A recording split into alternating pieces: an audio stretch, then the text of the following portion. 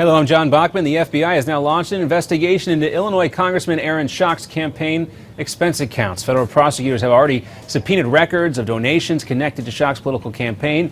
This comes after the embattled lawmaker announced that he would be resigning at the end of this month. He's faced intense scrutiny for his spending and travel habits that first started raising some eyebrows when his lavishly decorated office started being described as if it was from the TV show Downton Abbey. As the deadline for a nuclear deal approaches, President Obama is now urging Iran to release a group of U.S. citizens. Saeed Abedini is an Iranian-American from Idaho who was working as a Christian pastor in Iran when he was detained. Amir Hekmati is an ex-U.S. Marine from Michigan and accused of spying for the CIA. And one of the men being detained is Jason Rezian, a reporter from the Washington Post. In addition to these detainees, President Obama is also asking for help finding Robert Levinson, an American who disappeared 8 years ago in Iran. In New York, Pine Bush High School officials are now apologizing for making students recite the Pledge of Allegiance in Arabic. This after local residents and many students complained.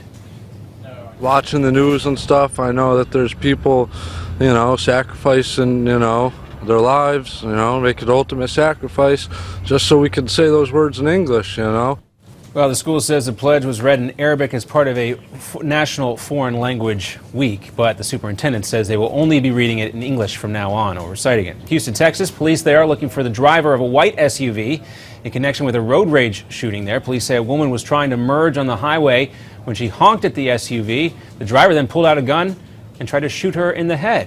The woman would survive the shooting, though, or actually she did get shot. She survived and she was able to pull over and call 911. The victim is in critical condition, though, at the hospital.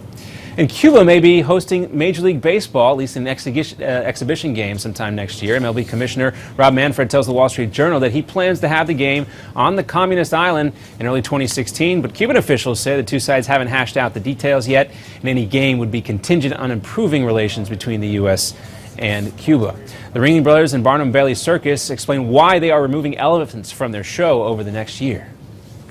We looked across the U.S. at a patchwork quilt of anti-circus legislation and came to the conclusion that our resources were better used saving these magnificent animals for future generations. Well, a few weeks ago, circus officials announced that the show would be phasing out elephants by 2018. The 13 elephants will be moved to a conservation center in Florida. No word yet on whether the center will be open to the public.